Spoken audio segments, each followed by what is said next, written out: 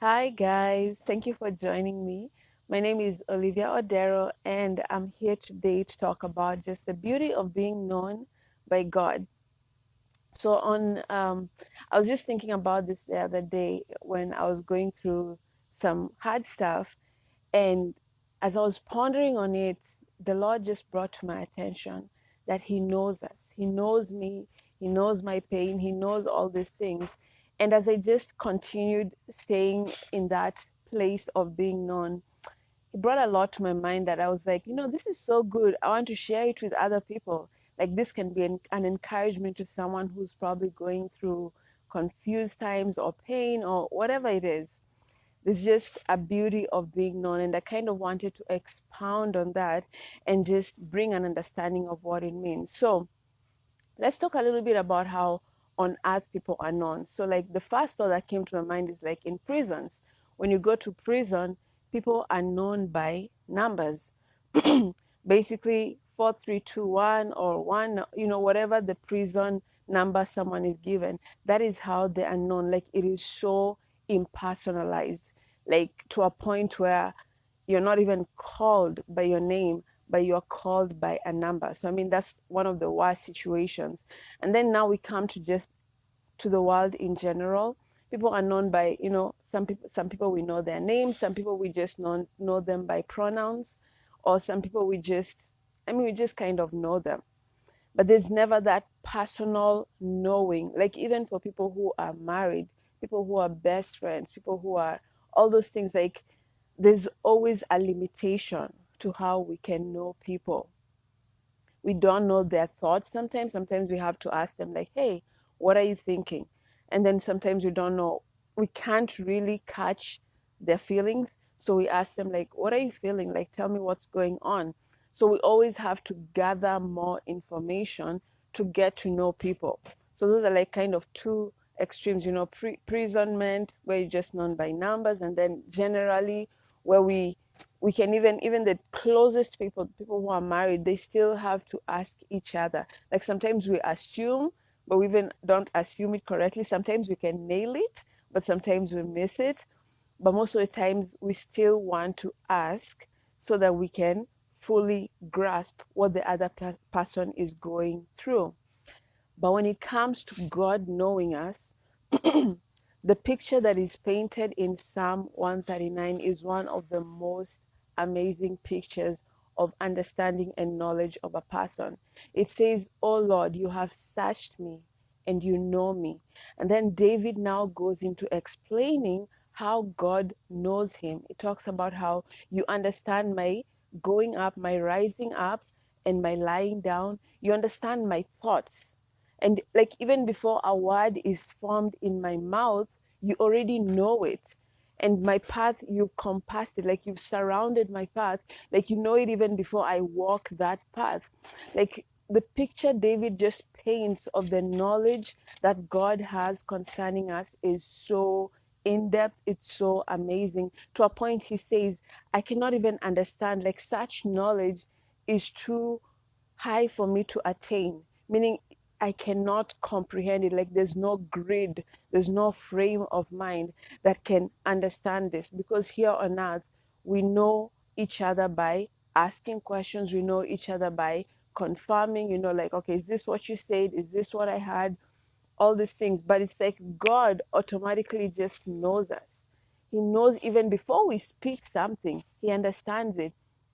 And so, what does this mean in regards to, like, when we are going through very tough times? Like, yes, other people can be there to help us, other people can be there to comfort us, and it's so important to have community. But as I was pondering on this understanding that God has for us, how it applies to those times in life where we feel like we are going through a dark valley, as David would say, even in the valley of the shadow of darkness, I know that you are with me. Understanding the knowledge that God has concerning us is key, because in these moments when we are very bogged down with situations or circumstances in our lives, it's good to understand He knows us, because number one, He alone can aid us.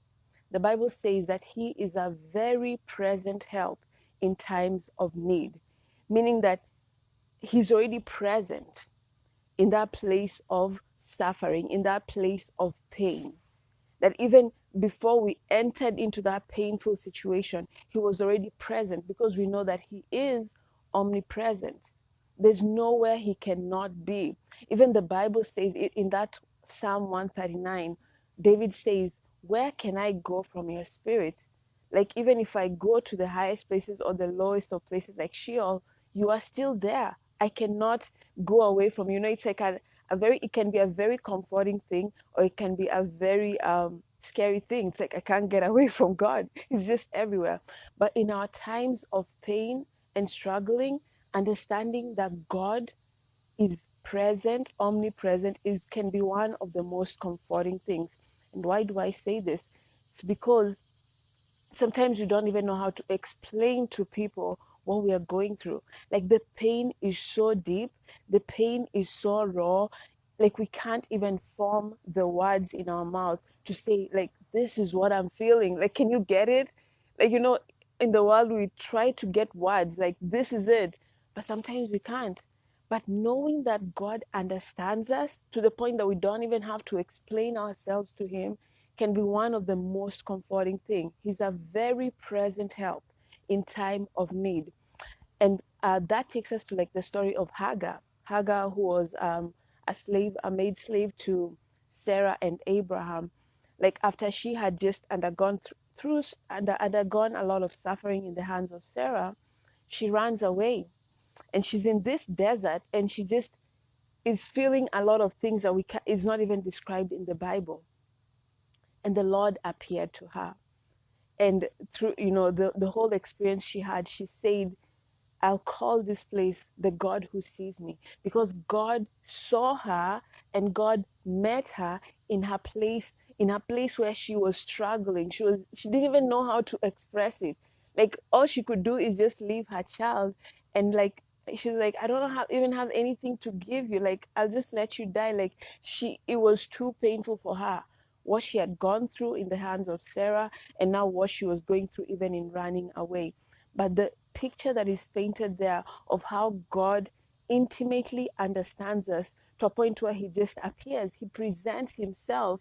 We don't even need to explain, we don't even need to try and make him understand. Like, he just came and he met her at her point of need. And that is what it means for God to be present, ever present help in time of need. So this is one thing that can aid us when we start understanding what it means when God knows us and understands us. Another thing is that he can be trusted to be good and merciful, because number one, he understands our lives. In Psalm 139, it talks about how he has numbered our days, meaning he has the blueprint for our lives. God knows, I mean, even before we were born, it says, before I was in my mother's womb, you know, he formed us in our mother's womb. He knew us. He already has knowledge about us. He has knowledge about our life every single day. He sees it. And then in Jeremiah 29:11, he talks about, the plans you have for me are for good and not for evil. So meaning he has a blueprint of how our lives should look like when he is like at the center of it all. So as we partner with him, we get to understand, like, oh my goodness, these are the plans you have for me. So knowing that God knows us so intimately to a place we don't even have to explain ourselves or find the words to tell him, like, God, this is what I'm going through. Do you see? Do you understand? Like, just knowing that, okay, this is so painful. This is doesn't make sense. This is so confusing, but I can rest because there's one person who has seen it before I even went into it, who has known it before I even knew it and experienced it. He's already experienced it on my behalf. And now, even as I walk through it, he's with me. He walks with us in the valley of the shadow of death, of darkness, wherever that is, he is with us. So understanding that he's there with us and he already sees the bigger picture, so we can trust him to lead us to a place where we know, okay, you have the best in mind for me. You hold my heart. You Like, you love me so much, God. So I can rest. This is so painful right now, but I can take refuge in your hands, that you know what's gonna come. Like, when this week, when I was just like thinking and pondering on some of those things that just did not seem to go well in my life, like, it was so raw, it was so painful. I'm just like, I can't even explain this to anyone. I can't even, like, I want to call my friend right now. I want to call my parents right now. I want to talk to someone. But even if they ask me, like, why are you crying? I'm like, I don't even have the words to explain it. But in that moment, God just encompassed me. He just surrounded me.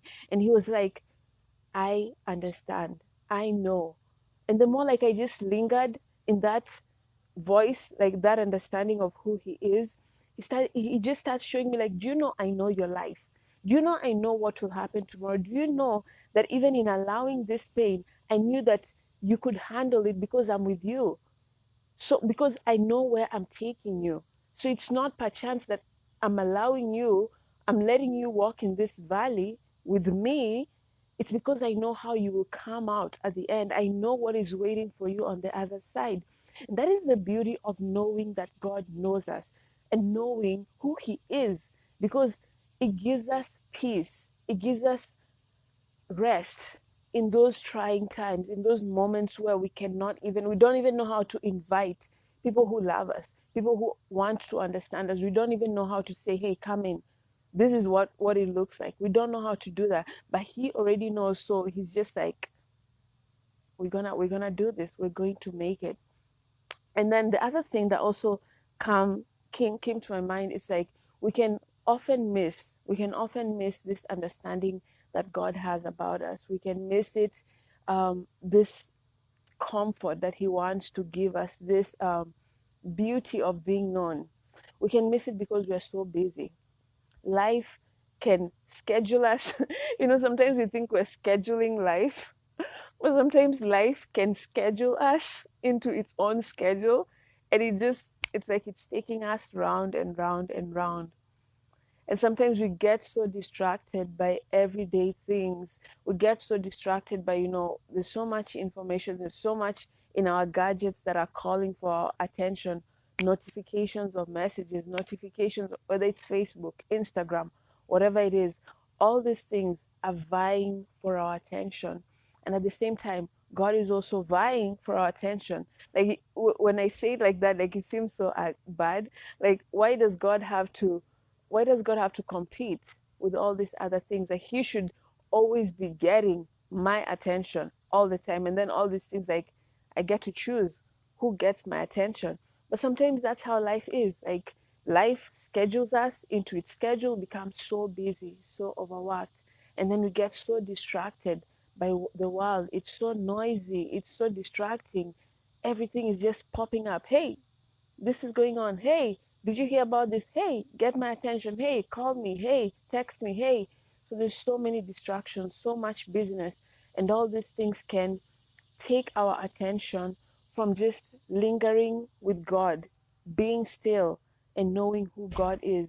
Because God told Elijah, like, when Elijah was on the mountain, and a storm came, a wind came, and the Lord was not in the wind, the Lord was not in the storm. In the end, the Lord was found in the stillness. He says, in the stillness is where Elijah heard God's voice. And in Psalms, it talks about, be still and know that I am God.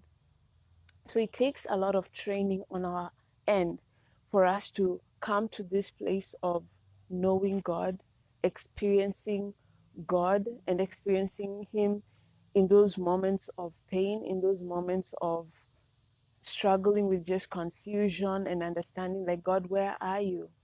It takes a lot of training our own selves to be still.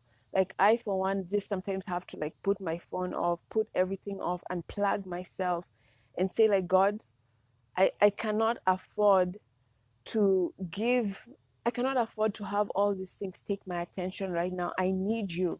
Like, I'm going through so much right now. My mind, I need you, and I need to hear from you right now.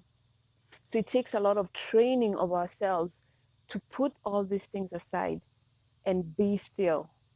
Because stillness is not just like, okay, I'm quiet, I'm listening. No, it means cutting off all distractions, scheduling time, like being very intentional and saying, like, this time, no matter what happens, I have to spend this time with God because I need to hear what heaven is saying. I need to hear what God is saying concerning the situations in my life. Because He has a say, He has he has an opinion for every single thing going on in our lives. And the good thing is that his opinions can be trusted. His opinions are for us. His opinions are for good. And his opinions take us to a place where we know we can rest. We don't have to be worried. We don't have to be encumbered with so much. Because he says, come unto me, all who you are weary and heavy laden, and I will give you rest. So, guys, this is the beauty of being known. And just like as I said, it takes a lot of training to cultivate it. Like we have to discipline ourselves to hear God because he's not loud. I wish he could be. I mean, I wish he could be like shouting all the time. But even as parents, parents get tired of shouting at their kids. You're like, man, I can't keep on shouting at you to get your attention all the time. There are times he'll come in a burning bush. There are times he will shake the earth and everything. But 99% of the time, he's in the stillness. He's in the quiet, in those quiet moments. And one of the reasons I think, I mean, I haven't found this in the Bible yet, but one of the reasons I think God likes to speak to us in those still and quiet moments is so that we can hear him very clearly. Because if someone is talking to you and you're distracted, like you're on your phone or you're listening to, like those people you talk to them, they have one earphone on this ear, and then they're like, I'm listening. You're like they're giving you half their attention. But when we are still, no distraction, the TV is off, and someone is talking to us, like we actually hear them. We hear them very clearly. We tune in. And I think that's one of the reasons that God wants us to be still and know that He is God. So even as we are known, He wants us to also know Him. And that comes in that stillness, in that quiet, in just unplugging and cutting off everything. So that's the end of today's live. And I hope it's a blessing for you to know that you are known very intimately and loved and cared for, and it's beautiful. And we also get to have that opportunity to know God. So guys, be blessed and thank you for joining me today, and I'll see you again next time. Bye.